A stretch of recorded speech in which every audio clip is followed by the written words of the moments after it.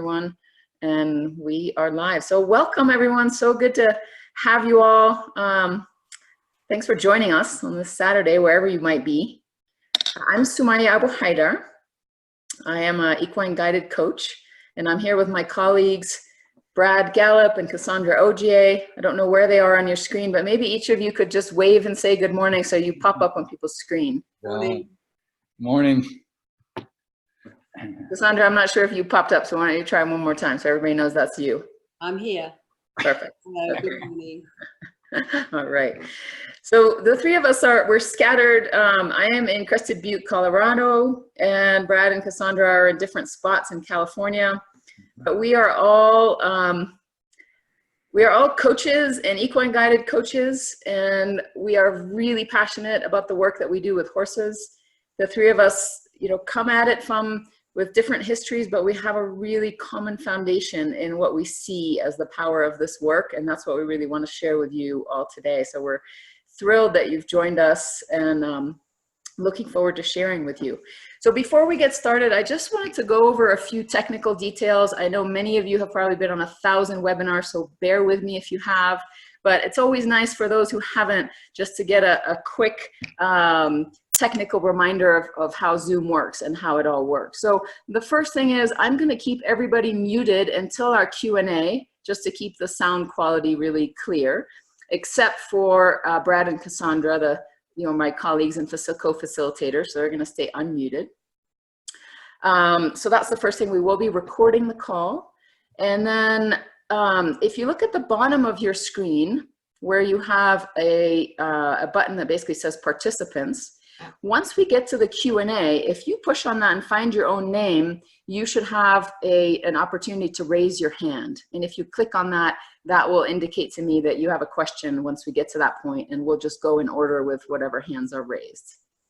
And then the last thing is, if you're not familiar with it, there is a button on the bottom of your screen that says chat. At any point during the webinar, if you have a comment you want to share, you can send that. You can just type something in, and that'll be shared with the whole group, unless there's a particular person you want to send it to, and then there is an opportunity to send a private message if there's someone you know and you haven't seen them in 10 years and you just want to say hello. You can do that just to one person. So those are the little technical bits. Hopefully that helps if you haven't done a lot of these webinars. Hopefully that helps with the technical parts. And I think we'll go ahead and jump in.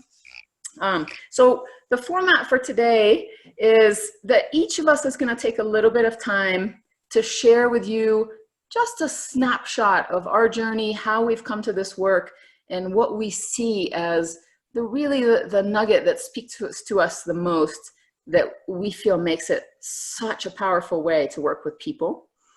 And once each of us has had a chance to share that, then we'll loop back around and open it up for questions and see what's come up for you and what kind of questions you might have about this. And then we'll take it from there. So again, just as a quick introduction for those of you who are just hopping on right now, what we're really going to be talking about today is our perspective on why being around horses and being around horses in this very unique way that we all facilitate, why it's so powerful for facilitating insight and transformation for people. And again, this is not for horse people, but just people, all people. That's really who we work with. So Cassandra, why don't we hop in? We're going to start with Cassandra. She's going to introduce herself and get us launched this morning.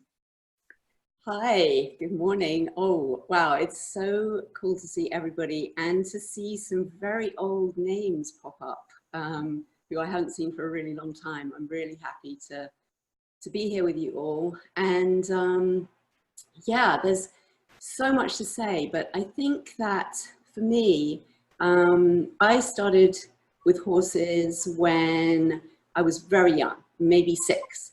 And it wasn't a formal way of being with horses at that time. And it was a time in my life that was very full of confusion. I found a way to meet with a donkey that lived down at the bottom of my road. And really what I found and look back on at that time is that within the chaos of what was happening in my family life, that I had a place that felt incredibly safe and felt incredibly real and grounded. And at the time, obviously, I had no concept of what that was like, but I found my way to go down that road every day, unbeknownst to anyone else, and spend that time.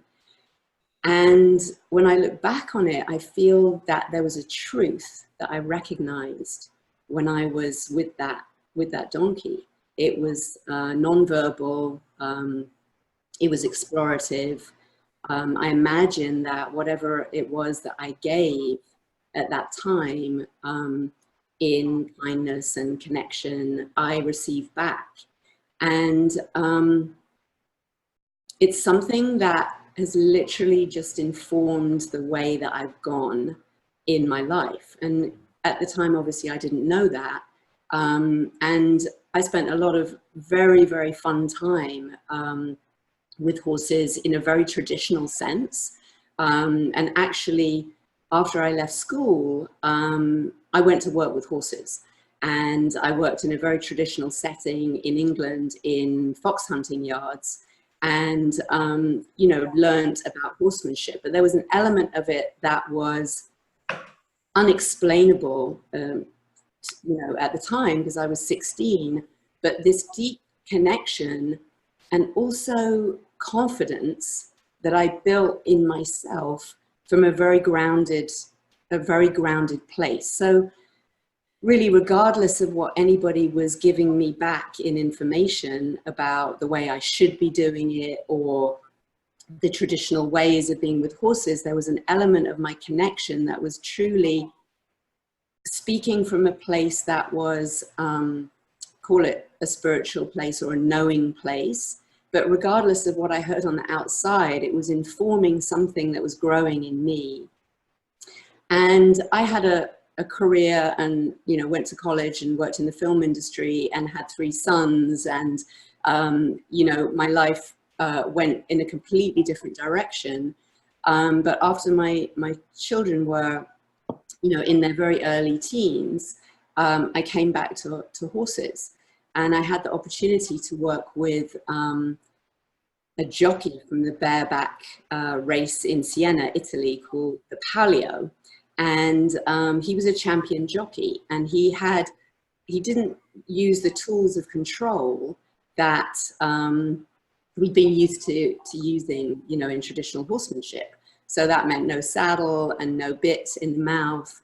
And what I discovered on that journey with Roberto was that it was a personal development experience for me, and particularly around trust, deeply about trust and trusting myself and trusting the connection with the horse, and also about letting go of control and letting go of outcomes and being present in the moment to what opened up and what felt right to me in that time. Because without those tools of control, it made me really check in with what felt right to me at the time.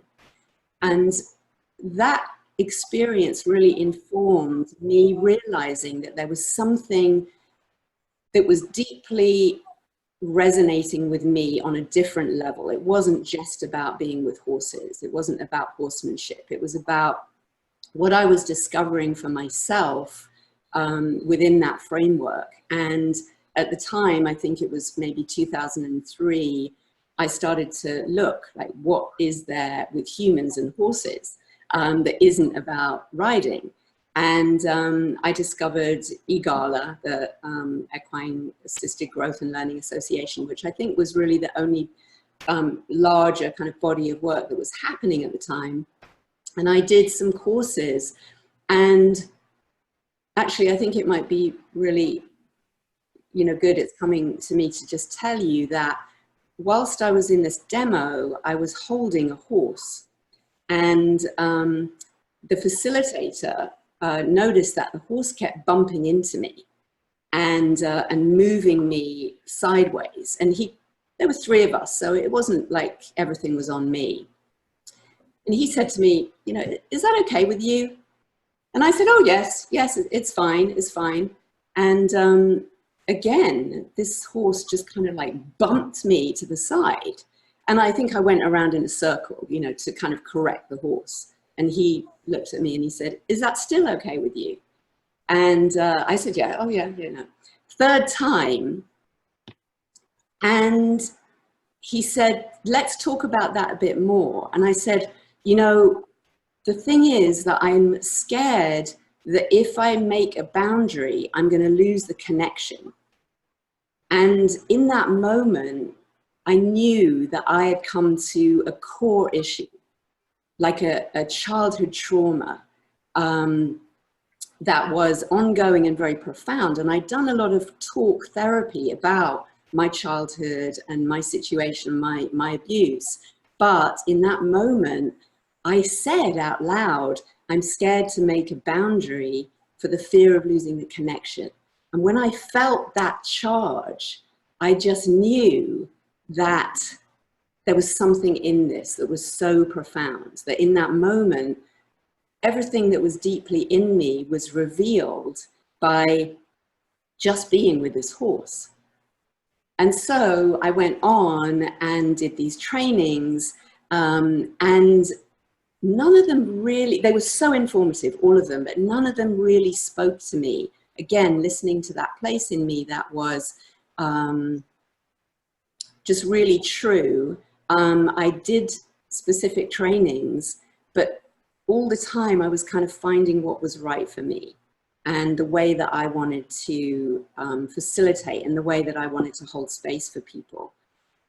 And here I am now with an understanding that showed me that each person actually has all of this wisdom and profound sense of knowing within them, and that the horses are really a portal to us understanding that, and to somatically in our bodies being able to check in with something that's very deeply true. And so the way that I facilitate and the way that I teach is not really about imparting a body of knowledge. It's really about helping you to see what it is that truly is right for you.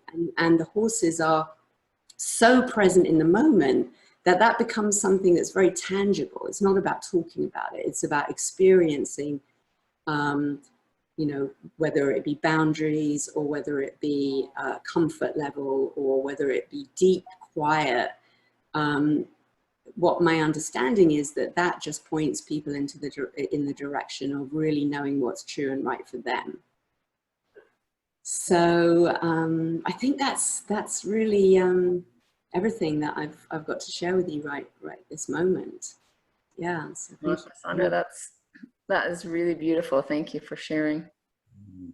It's so fun. It's so fun to hear about this work that means so much to all of us, and then to step back and hear it from you, from somebody else. So thank you. Well, it's lovely.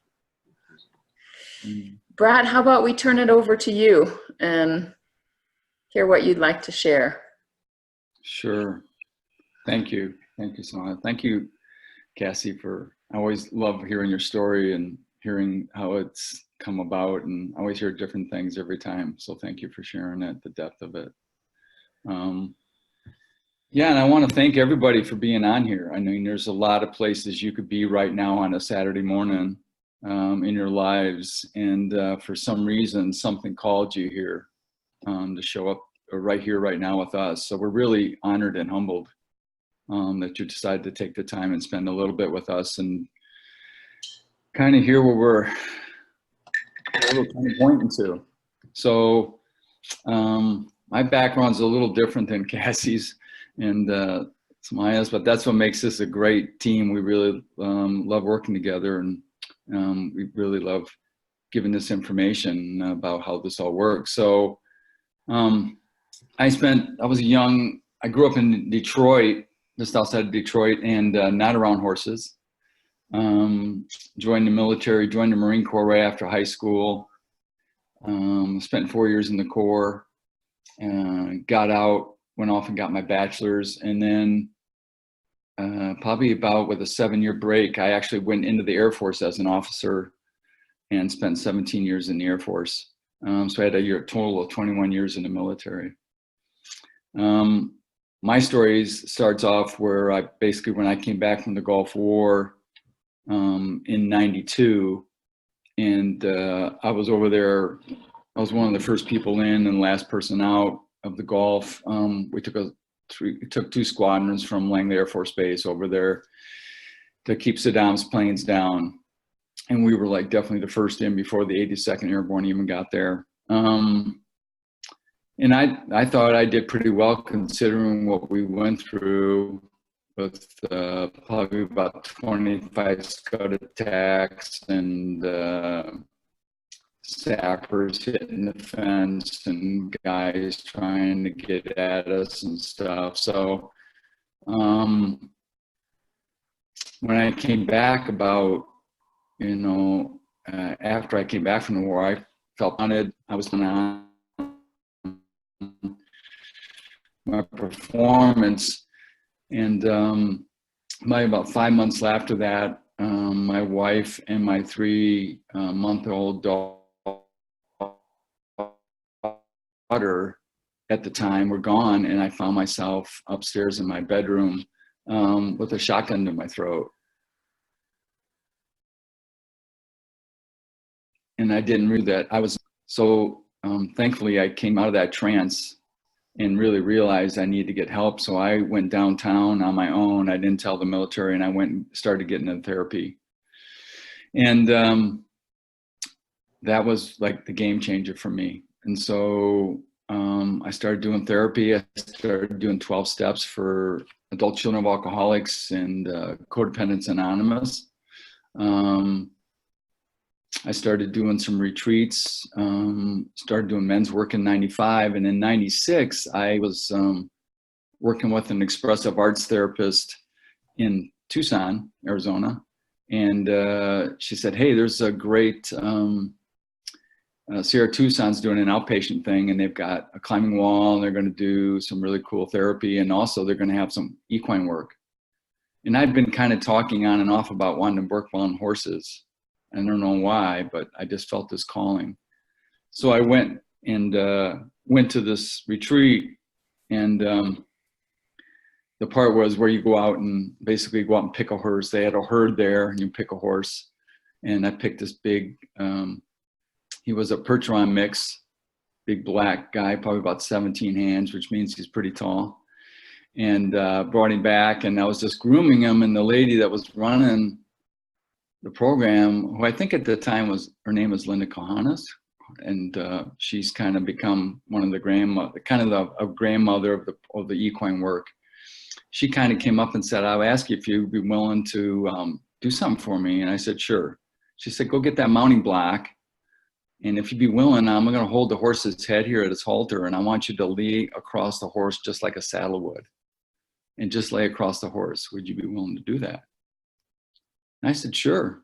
So I climbed up on the mounting block and laid across this horse. And as soon as I laid across there, I just started wailing. I just had this incredible grief come through me. And I had no idea it was even in there. And so it went on for about 15, 20 minutes. And at some point, I finally opened my eyes, and I could look down. I'm laying across, I'm looking down at the sand, and it's just soaking wet with my tears. And I finally came off the horse and back on the mounting block. And I noticed right just before I did that the horse and I were breathing together. Every time he would breathe, I was breathing in, and he was breathing out, I was breathing out. And when I finally stood up on the mounting block there, I felt like 20 pounds had been lifted off my shoulders. And at that moment, I just said, I want to learn how to do this work. So I was still in active duty. And so I started kind of exploring, and this was kind of before everything was kind of starting up. But there was a few people doing things, and I came across, in 98, I came across a woman named Ariana Strauzy, who was doing something called Horses in Leadership in California. And so I drove from Arizona up and did a 3-day with her, and that kind of changed my life. I really, and what they were having us do was get in a round pen with a horse at liberty, and that you're supposed to use your energy to actually make the horse move around the pen. And there was some CEOs and some business guys. There was some people with some real credentials, and nobody could do it. And of course, when I got in there, I couldn't do it either. But it was, I really saw when she was talking about, there's something about this connection, about energy that flows between us and the horse all the time. That's happening automatically. When we step up to a horse, they already automatically know who's underneath the mask, how authentic you are. So anyway, that kind of started my journey with horses, and I've been at it for the last, almost 20 years. But something happened about 3 years ago almost, where I really came across an understanding of the work, that really I got to see the work as horses as a way to kind of de-accelerate our thinking. As soon as we step up to a horse, I think because they're in the present moment, because they have to, as a herd animal, have to be in the present, that when you step up next to a horse there, all of a sudden they energetically connect with you in a way that helps you slow down your thinking, that you have to come to the present to be with connection with them.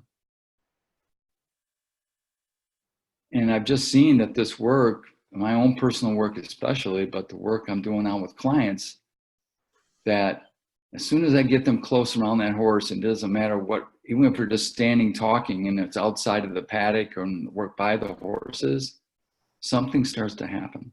Mm. Something shifts. And it's kind of like, it's hard to put words to, but when we come into the present moment, we come out of the past, or we're not in the future, all of a sudden a wisdom starts to flow through us. So, and I've been doing this work now with an organization called Save a Warrior out of Ohio, that do a 5.5-day long war detox program. And in the middle is an equine day, a full equine day, to work with veterans and first responders struggling with trauma and PTS. And I've come on board to help them do the round pen work for the last 18 months. And I've found that every time I take a man or a woman, it doesn't matter, firefighter, first responder, EMT, it doesn't matter who they are, as soon as I take them into the round pen and we kind of start to look in this new direction, something shifts for them. And it happens within 5 to 10 minutes, always. And something else shows up for them, and they get to see where the resistance in their life has been kind of pushing up against them. And they get to also access their wisdom to see a new way of being. That's very powerful. So that's kind of how I got here. And this is kind of why I'm teamed up with these two amazing ladies to bring this work and this understanding out in the world. Be of service to people and to help them see that there's a part of them that's whole, perfect, and connected to everything. So with that, I'll pass that back. Right. Brad, thank you. That was really beautiful. And that image of the story that you shared with the Percheron or whoever was 17 hands tall when you first started, when you first experienced the horses, I know that will stick with me as really, really powerful and moving. And I'm grateful to you for sharing that. You're welcome.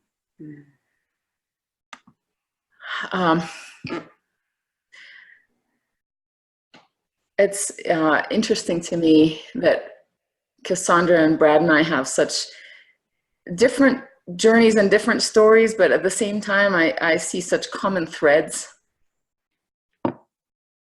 One of the common threads for me is I grew up in a war zone in Beirut, Lebanon. I was just a kid, not a soldier, but it was a incredibly traumatic start to life, so to speak. And I didn't leave and come to a safe place, come to the United States till I was 11 or 12, but 12 the last time for good. And throughout that time, I was really lucky. My dad, as an adult, decided he loved horses, and he was in his 20s or early 30s, and he learned to ride and got some horses and was really into show jumping, and he got me hooked early on. So I was around horses throughout all of that trauma, throughout my childhood, and I absolutely adored them. I was one of those kids. And it's funny, what sticks with me most is not the competing and the show jumping and all of the stuff that we did. It's that all I ever really wanted to do was hang out and groom my horse. And I had no idea why at the time. And I'd always get yelled at because my dad was my coach and he had no time for this nonsense. And he was always yelling at me, just get the saddle on, get on already. And I'm sitting there and I had no idea why. But now I know why. Now I know that it was in that quiet connection, that quiet time, not in the high energy competitive riding, but in that quiet connection time before coming anywhere near a saddle. I guess the way I would describe it is I kept checking back in and touching back in with the place in me that was completely whole, no matter what kind of trauma was happening. So every time I was out there and having that quiet connection time, I guess the best way I can describe it is I stayed whole. They somehow kept pointing me back to how I was okay, despite what I was experiencing. And it's interesting to me that since came to the States, and I've been safe and in the United States and out of war zone for a really long time. And it did leave me with some post-traumatic stress, which since then the horses have really helped me resolve. But it's nothing like the siblings that I have that didn't have that connection to the horses, that didn't have those moments to keep pointing them to their wholeness, pointing them to their well-being in the midst of what we experienced. They are struggling so much more than I am, so much more than I am. And it's really only in this past couple of years that I've seen that and made any sense of it at all. Only in the last few years that I've now turned to facilitating the types of experiencing, the types of equine coaching that Cassandra and Brad have been describing and sharing with you. Now it all makes sense to me. Because it's really only in the last 3 years or so that I've started partnering with horses as my full-time work. I'm actually, career-wise, I'm a long-time educator. I have a doctorate in education from CU Boulder. My husband and I founded an innovative middle and high school in Boulder. And then for 5 years, when I first came to the western slope of Colorado, I was a professor of philosophy and political science. And horses were always in the background, more as, more in my personal life, not in my professional life. But a few years ago, it became so clear to me what a role they've played in keeping me whole. In that constant reminder, that constant pointing to that part of me, that I came back full circle and quit a perfectly wonderful job at the university that I loved and didn't know what had gotten into me, and nobody else knew what had gotten into me. But I left the university and enrolled in a program to start learning how to facilitate experiences for other people and really do this full time. And it took a while. Well, I guess it's, a shortened timeline because it's only been a few years. But I also, like Brad, had to see what didn't land very well with me in order to then find the grounding and the understanding that really did fit just right, that makes it all makes such perfect sense. And that's the understanding that the three of us share, you know, Cassandra, Brad, and I share, that we come from, that I think dovetails with the equine work in such a profound way. And the way that that makes sense to me, that's very much related to what I saw about my childhood trauma, is that I really see so clearly now that we are so much more than we think we are. That there's a part of us that is an infinite, in a sense, that has an infinite capacity for love, for well-being, for connection with others, for wholeness, no matter what we've been through, no matter what, truly, no matter how severe our past experiences may be, or not. That capacity that we have in us is untouchable, in a sense, by our life experiences. And it seems to me that most people, especially in our very fast-paced Western world, either have never really seen that or have lost sight of that, one or the other. Even though it's always there and you never lose it, we tend to live very much in our heads, in a very fast-paced mental space, if you will.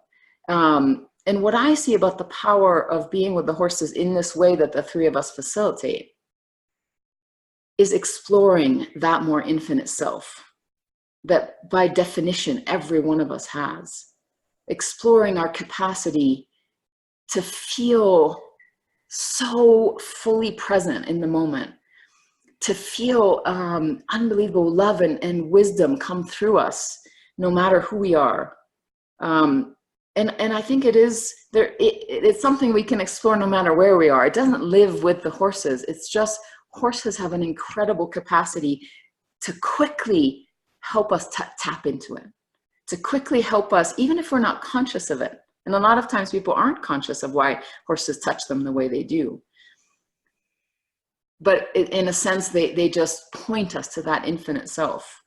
And what I've seen over and over for myself and for the people that I work with is that once we've glimpsed that part of ourselves and embodied it, had an actual embodied experience of it and the well-being that can spring from that experience, that we take it with us to the rest of our life.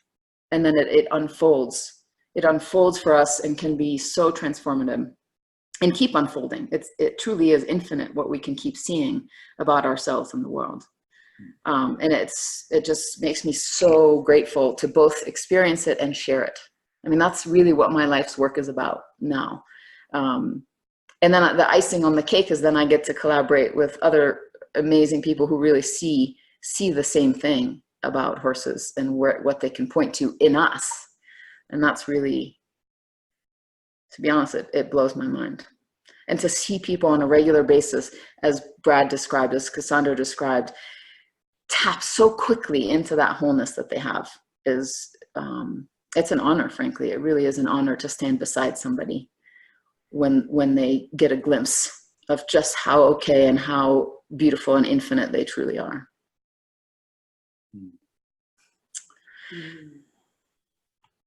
So on that note, I would love to open it up to any questions that anyone might have, any curiosity, anything at all that has crossed your mind, that's on your mind that you would want to bring up. And I see a few hands, so we'll start with Amanda. Amanda, I'm going to go ahead and unmute you.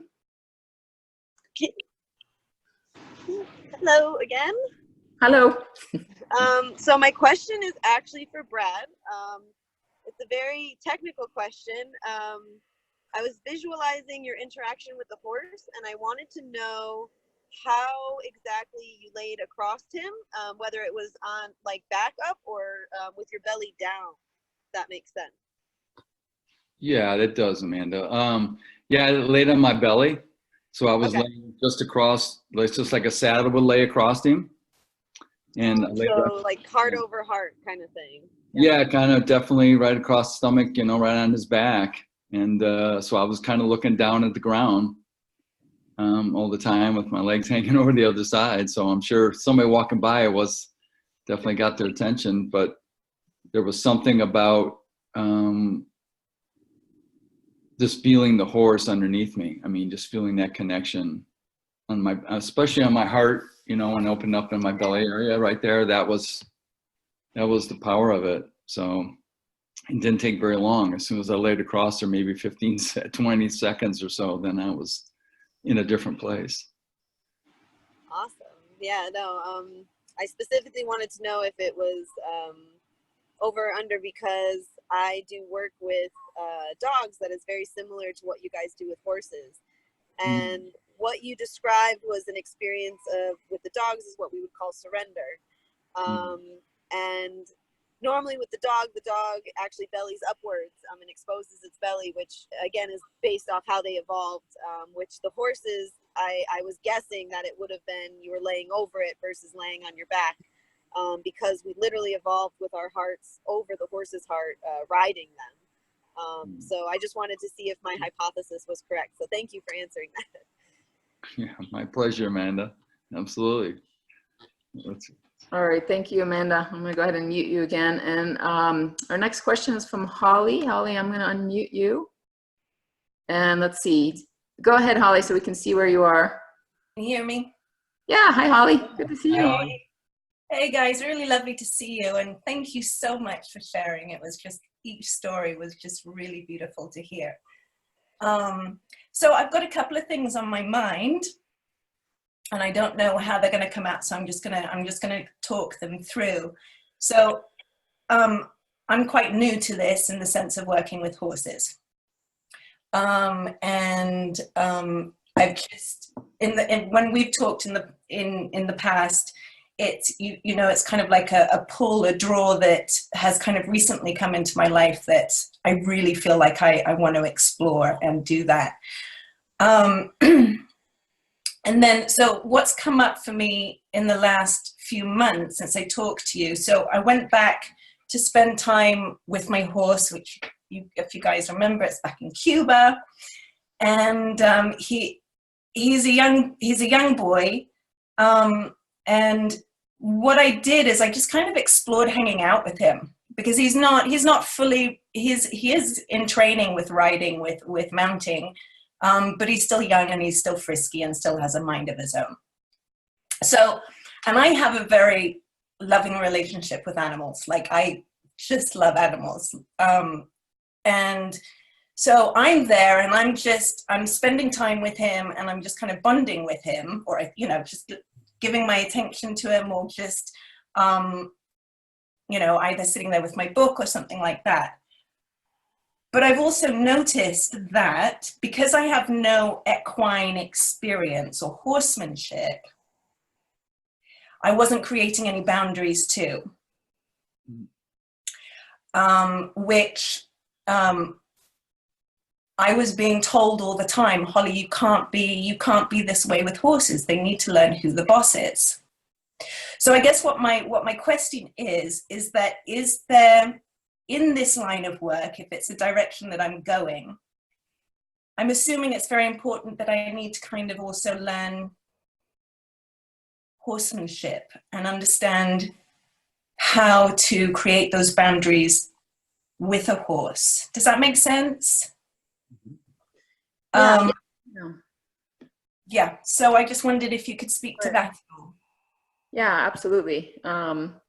I'm happy to take a stab at it, but I would also love to hear, you know, pass it on and see what Cassandra or Brad might like to. Love to hear what Cassandra's got to say. Sure. Is it all right with you if I hop in and start and then turn it to you, Cassandra? Sound good? Okay. Holly, thanks for the question. It's really nice to see you. So glad you're on the call. You know, what comes to me, what occurs to me about this is that anytime with horses, it's a relationship. And a relationship has many aspects, many parts to it, just like any relationship, just like a human relationship. There's no one thing that defines it. Every being comes to that relationship with needs, and ultimately there are a few things that are going to define the relationship. The most important one is what I would call the feeling. Like, what are you bringing? what's on the inside of you, in a sense. That's going to be the thing that matters the most, more than any horsemanship skills, more than boundaries, more than anything else, right? So that's kind of the first thing. The second is that the way I've seen it work with horses is that there are a number of different parts that help horses bond with each other and feel safe with each other and enjoy each other's company, which is what you're after. You want to have the kind of relationship where you enjoy each other, everybody feels safe, there's clarity. And being together in quiet is only one of those parts. It's really important, but it's a piece of a puzzle. And there are a number of other parts of the puzzle, which is clarity about who is going to take the lead. I don't really see it as boundaries. I just see it as clarity. When a horse has clarity about feeling confident in your leadership, in your sense of confidence and well-being in the moment, and your clarity about, you know, what feels okay to you or not when they enter your space, they're going to let go, in a sense. They're going to be like, oh, I can just be. I don't have to worry about my safety because Holly's got it. And that comes partly from the way you express it, but partly just from your sense of confidence and clarity in the moment. And that there's a lot of tension that's let go when that clarity about who's the most confident, clear, calm leader. The clarity around that lets everybody be calm and connected. It just creates a sense of ease. So there are kind of a few different parts that go into that. And so I'm less focused on boundaries than I am about the clarity in that relationship and the parts that go into it. Less about boss and more about confidence and safety in the moment, and who sets that tone. And when you're the one who sets that tone, you know, I think that the horse can relax quite a lot and doesn't have to always be questioning and pushing you about whether you're willing and whether he can trust you and be safe. So. And are you speaking about that both about when you're just in the company of the horse and also when you're riding the horse? Is it? Oh yes, I'm guessing Cassandra would say the same thing. I don't think there's any line in the relationship when just because you decide to be physically on the horse. I don't think there's any red line that, oh, this is one thing and that's another. It's all relationship, and it's exactly the same, I think. Yeah.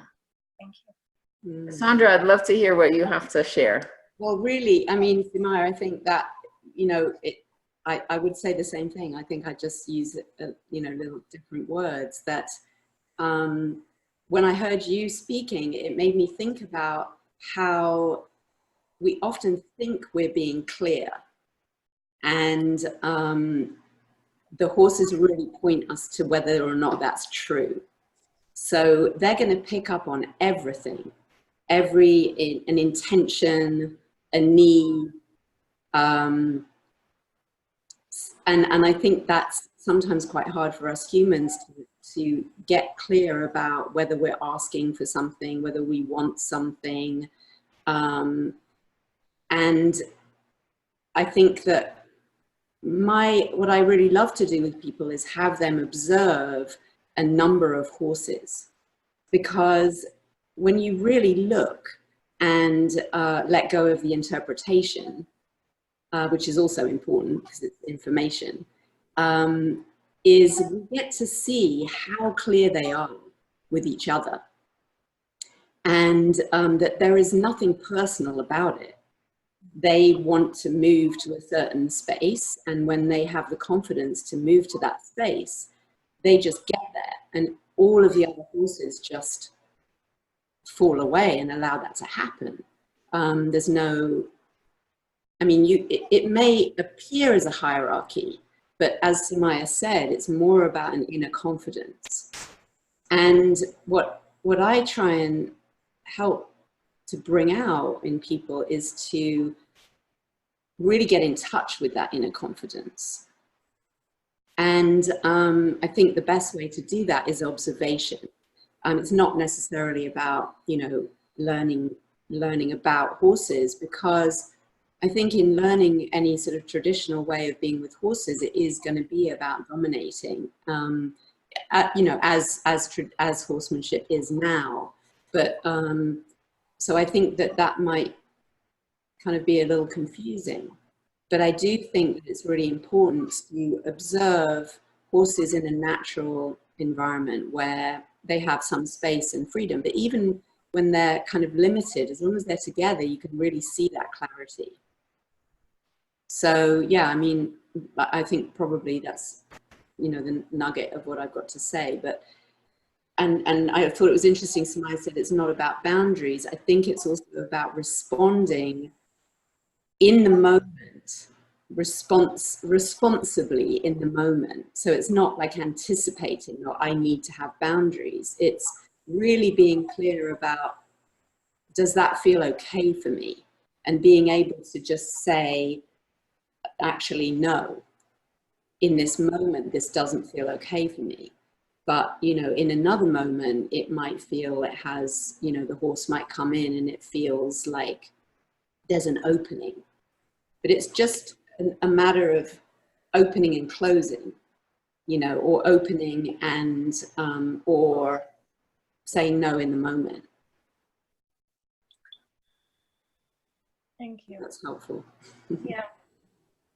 I feel like it's something that, you know, in time, for me, it will become clear the more, you know, I do workshops and, you know, whatever, and spend time with the horses that I'm with. So it's probably just way early on in the journey at the moment, but I was just curious about that.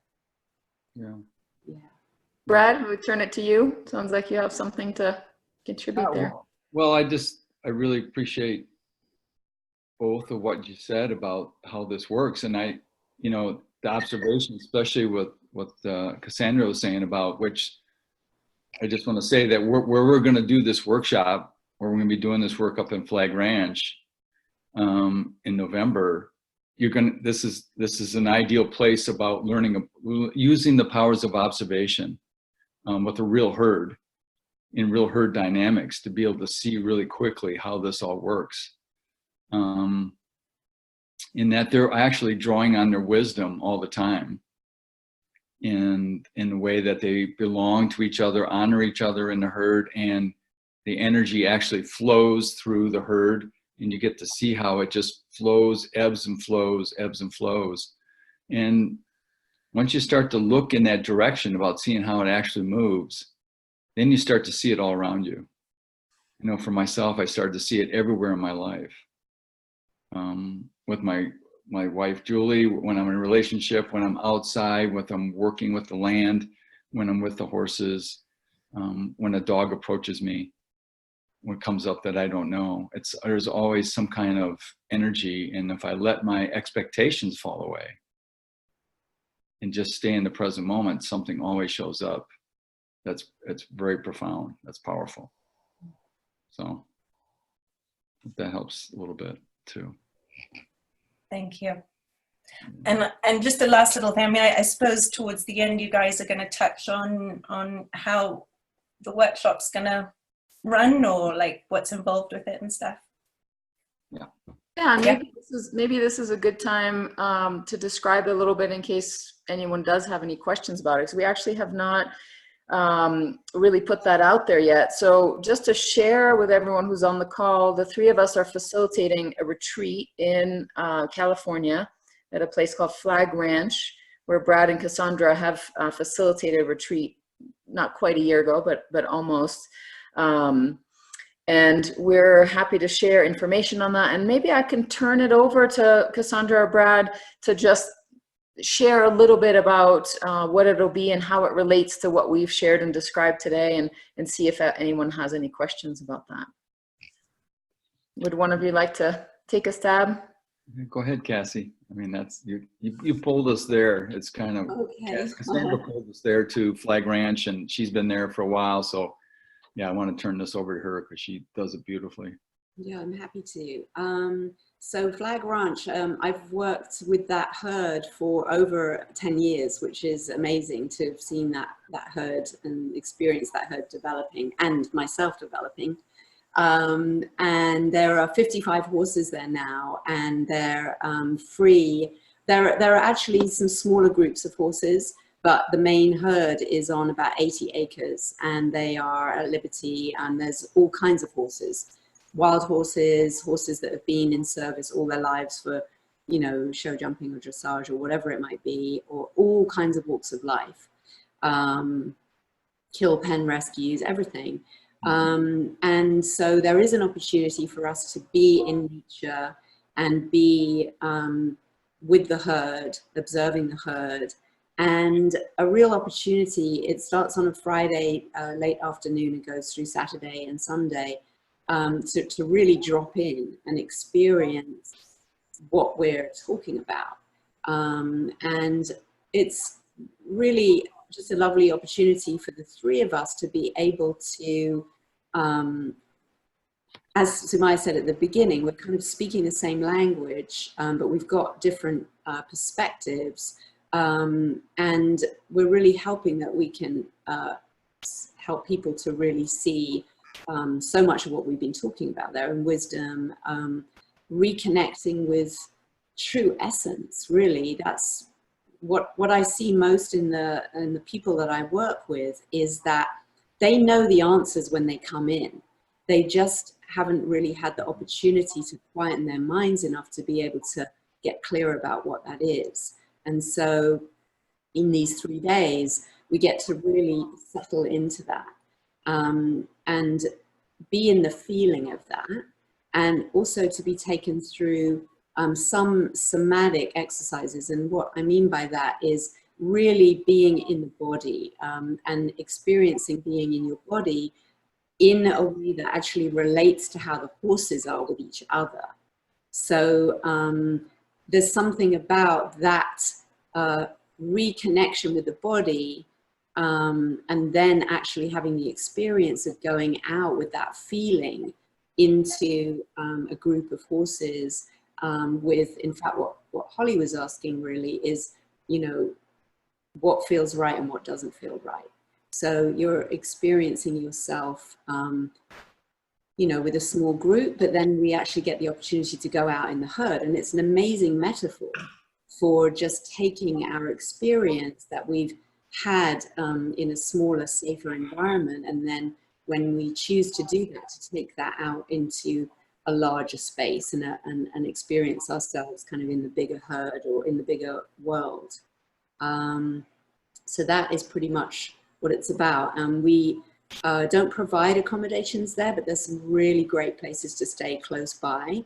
So, you know, it is a retreat. It is a time to really take for yourself, and, you know, have the opportunity to kind of have really as little on your mind as possible, to be able to really feel what the opportunity is. Yeah. Oh, thanks, Cassandra. That's a beautiful description. Really nice. So I just want to take a moment and see if anybody has a question specifically about that before we move on to a few other things. Does anybody have questions for, you know, any of the three of us, but on what Cassandra just described about the retreat that we're co-facilitating? Feel free to just go down to the bottom of your screen, choose participants, and then you can raise your hand across from your own name. And if not, which it looks like not, so just to wrap up that part, you can find out more about the retreat on Cassandra's website, thereflectivehorse.com/events. And you can reach out to any of us. And I think it might be nice actually if each one of us shares just a little bit about how best to stay connected to us, you know, to each one of us, where to find information. So, you know, I can start. My company is called Blue Dot Coaching. I'm partnered with my husband. You can find us at bluedotcoaching.org. And I do send out a, you know, at least monthly newsletter, which has lots of resources and ideas and books and videos and free stuff to help people keep looking in this direction and keep good resources out there. So that's kind of my info. Brad, would you want to share with folks how to find you? Yeah, thanks. Yeah, as you can find us at, my wife Julie and I have a website up where we do this work, and we're building, in fact, we're building a ranch right now out in California. So if you wanted to go to OAK Lee, L-E-A Ranch, oakleyranch.com, and check us out there. You can reach me at brad@oakleyranch.com, and just kind of see what we're up to. And it's also my bradgallup.com. Also, I'm out there, my own website too, but that's where you can find information if you want to contact. Or of course, you can always find me on Facebook, Brad Gallup, and I'll show up pretty quickly. I'm the guy with the cowboy hat on for the other Brad Gallups out there, so it's easy. So, and Cassandra, for you? Yeah, my website is thereflectivehorse.com, and everything that I do is on the website, and it's thereflectivehorse@gmail.com. You can find everything there, and the events are all listed on the events page, including our retreat together. Yeah. Thank you. So hopefully that answered some questions, and we're almost out of time. So I just wanted to take a moment to, well, first of all, thank all of you. As Brad so nicely said, it's really an honor that you would spend an hour with us on your Saturday in your free time where you could be anywhere. We're all so passionate about this work that it is really, it's a treat to share it, to get to share a little piece of why it's been so powerful for each one of us, and why we see it be so powerful for people that we work with, people around us. So it's really an honor to get to share a little slice of that with you. So Brad and Cassandra, I just want to turn to each one of you if you wanted to share some closing thoughts, anything you want to share with folks before we sign off. Yeah, I'll go and then let Cassandra finish up. That's okay. Yeah, I really, even if you don't, even if you can't make the workshop, or it didn't call, you can't make it or something, whatever, something called you today. And I really want to honor that part of you, that something, you heard something in what we were in the email or from one of us or something before. And yeah, I just want to honor that part of you and thank you for showing up. And if there's anything that resonates with you and you want more insight, please reach out to one of the three of us, and we'd love to help you just discover that, or or answer a question or anything at all. But again, thank you so much for taking your time, and it's a pleasure to, even if I didn't see you, I just got to see your name on the screen. Still just to be honored to be and humbled to be in the space together with you. So thank you. Yeah, and I want to say thank you too. And just, I hope that you've got to experience, it's hard, because we don't have the mute, we're keeping the sound down, but the feeling that I've had on the call is really beautiful. And just listening to Sumaya and Brad, and just feels like a really, really lovely space, and I'm really glad to have shared it, and I hope that that you felt some of that too. And as Brad said, if there's any questions that you've got, then you can reach out to any of us. And yeah, thank you so much.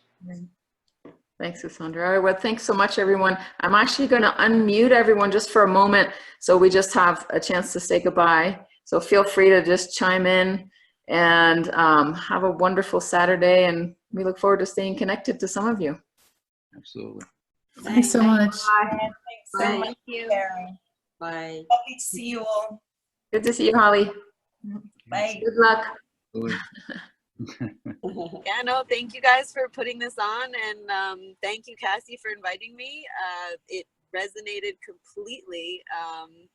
Not only do I really want to figure out a way to get to this workshop, the work that I do with dogs is very, very similar, and I am trying to get to a place where I can turn it into something where I'm helping humans in the same way that you're using horses to help them. So I'm really looking forward to conversing more with you guys. And Brad, I have a question about the dog comment that you made, which I will follow up with you later. Okay, absolutely. Honored to do it. Great. Chat with you.